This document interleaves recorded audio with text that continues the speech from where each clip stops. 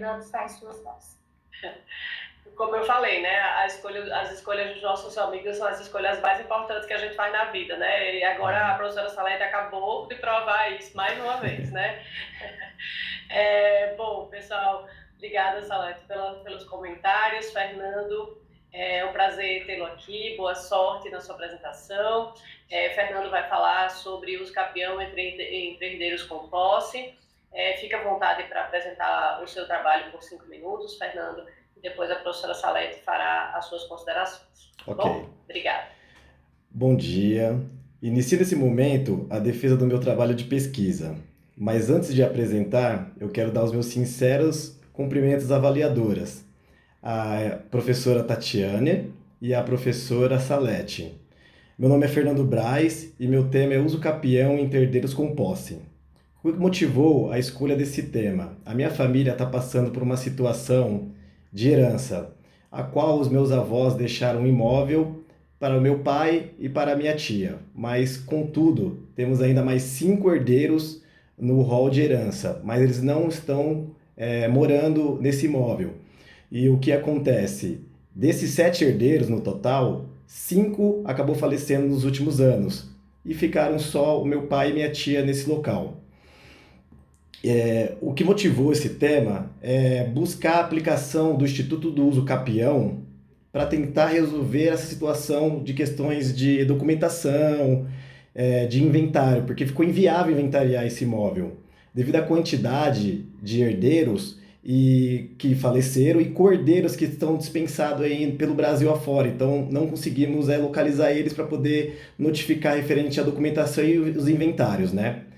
A relevância do Instituto do Uso Capião para o ordenamento jurídico é na própria sociedade, pois ela garante o direito à propriedade àqueles que possuem os requisitos legais e assegurando a função social da propriedade, que está ligado diretamente com a dignidade da pessoa humana, que é a moradia, né? O material de pesquisa para o meu trabalho foi 80% no livro do Carlos Gonçalves Roberto, e Constituição Federal, Código Civil e julgado e jurisprudências que estão disponíveis na internet. Nesse tema, não podemos deixar de abordar a posse, porque a posse é extremamente importante para arguir o Instituto do Uso Capião. A posse, ela tem 2 teorias. A subjetiva, que é a detenção física da coisa. Ele tem um ânimos de dono, mas não é o dono, mas ele tem um interesse na coisa. Já na teoria objetiva, ele tem um interesse e ele age como dono da propriedade. Então, ele está entregado ao corpo da propriedade. O nosso ordenamento jurídico, ele considera a posse em caráter de propriedade, pois ele adotou a teoria de Inerg, que considera a definição que o possuidor é aquele que se comporta como um proprietário do imóvel e todas as obrigações inerentes a esse imóvel. O Instituto do Uso Capião, ele aborda a relação de posse do indivíduo aos bens móveis ou imóveis e decorrência do lapso de tempo. Ela tem que ser uma posse contínua, tem que ser uma posse mansa e pacífica para ser adquirida. Os únicos imóveis que não podem ser adquiridos pelo uso capião são imóveis de esfera pública. O meu trabalho, ele aborda no primeiro capítulo a propriedade e a função social e o direito à moradia, que abrange o seu papel na Constituição Federal de 1988, alencado no artigo 5º da Constituição Federal e principalmente em relação à dignidade da pessoa humana. No segundo capítulo, ele fala sobre a distinção de bens móveis e imóveis, pois bens móveis eles são fáceis de locomoção e de transição. Já os bens imóveis não, são bens de raiz. O terceiro capítulo ele aborda o Instituto do Uso Capião e suas modalidades. A modalidade extraordinária, a ordinária, a especial, a constitucional, a rural, familiar ou coletiva. Cada modalidade tem os seus pré-requisitos para serem instituídos. No quarto capítulo, ele fala sobre a posse e a composse e seus efeitos, que já foram explanados anteriormente. No quinto capítulo, ele fala do Detroit Sanzinics, que é a relação da sucessão por causa mortes e referente à partilha e herança. Já no sexto capítulo, eu entro em discussão da partilha e da herança com possibilidade de uso capião e os seus institutos. O sétimo capítulo é onde abordo a problemática do meu trabalho, pois ainda estava muito incerto se era possível ou não o cabimento de uso capião sobre o herdeiros que estão em condôminos. No caso, na atualidade, foram criadas inovações jurídicas que atende através de jurisprudência, esclarece e defende a possibilidade de um condômino de adentrar com ação de uso capião em seu próprio nome, desde ser atendidos vários requisitos que estão linkados no parágrafo único do artigo 1238 do Código Civil. Um deles são a posse no mínimo de 15 anos, que pode ser reduzida para 10, caso ele consiga estabelecer lá sua moradia habitual. Ou, lembrando também que o nosso ordenamento jurídico ele diverge com algumas outras especificidades, que diz a princípio no caso de herança, que é o princípio de Sanzini. O ordenamento jurídico ele estabelece no artigo 1791 que a transmissão dos herdeiros só no momento da partilha, por força, sendo indivisível apenas um herdeiro erguer a possibilidade do uso capião do imóvel. Então, o que acontece? Essas duas linhas de pensamentos entram em conflitos na hora de entrar com o recurso de uso capião. Já tem julgados, a partir de 2008, que uma herdeira conseguiu, sobre o rol de herança, entrar com o uso capião extraordinário, visando, porque no mesmo imóvel morava ela e a irmã, e lá ela conseguiu visualizar, junto com a irmã, que era possível fazer essa divisão, porque o imóvel era pró-diviso.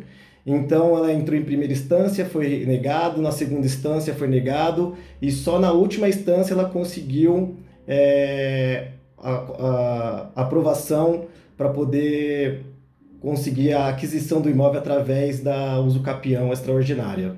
Então, a partir desse momento, já é viável no nosso ordenamento jurídico, não pela legislação vigente, porque ela ainda não apresenta esse papel, mas sim por jurisprudência.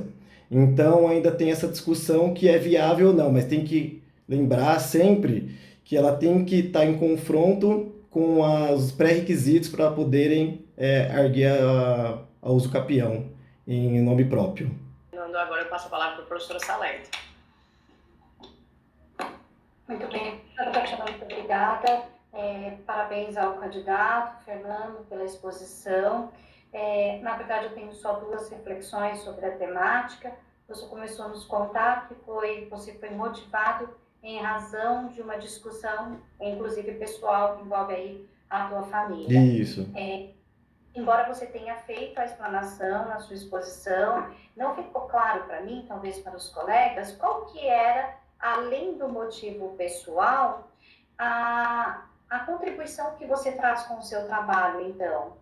A primeira coisa, então, que eu quero que você desenvolva é o objetivo do teu trabalho. Tá. De uma forma muito sucinta, qual é o ponto que você quer atacar diante da temática? E a segunda coisa que eu quero que você traga para nós, em razão da conclusão que você fez do trabalho, então, hoje, juridicamente, pensando aí nos princípios, até aplicando a função social da propriedade, a jurisprudência, como é que o nosso ordenamento jurídico tem aplicado a esses casos? É majoritário o entendimento em que você trouxe? São decisões apartadas? Como é que o nosso ordenamento jurídico se posiciona diante dessas situações? Fique à vontade para responder na sequência que você achar melhor. Tá bom. Com relação à primeira pergunta, o objetivo central porque tinha muitas dúvidas antigamente com relação de como resolver essas situações de herança, porque todo o ordenamento está voltado para poder utilizar o rol de herança, no caso a partilha, no caso a divisão dos bens deixados pela herança, através do rito normal. O que acontece? Quando se perde e acaba entrando no embrolho jurídico, o uso capião ele é uma ferramenta adequada para resolver isso, desde que não tenha esses impeditivos. Então, a abordagem do meu trabalho é arrumar uma solução para alguma coisa que outras pessoas dizem que era impossível de corrigir. Então, eu acredito que esse instituto ele é viável para essas correções de regularização de imóveis, que hoje 80% dos imóveis no Brasil, as documentações estão irregulares, em atraso, não tem mais pessoas devido à partilha e o rol de herança, de não localizar essas pessoas. A segunda pergunta é referente se há majoritário a decisões referente a essa questão. Não, a vez ainda ocorre muitas divergências. Foi a partir de 2008 que aconteceu uma jurisprudência que alegou e deu essa causa ganha a essa irmã, mas ainda eles preferem que sejam levados em diante o rito normal de herança, partilha, divisão de bens, e só no último caso você utilizar o Instituto do Uso Capião. Hoje em dia também a gente está vendo que tem muitos casos de uso capião extrajudicial, que já no próprio cartório eles vê as impossibilidades de correção e já consegue ali, já sem que não tenha essas reivindicações dos herdeiros ou dos demais interessados no imóvel, e a posse seja mansa, pacífica, sem oposições, eles já estão fazendo diretamente via cartório. Agora, quando tem alguma oposição em seguida, vai para as vias judiciais.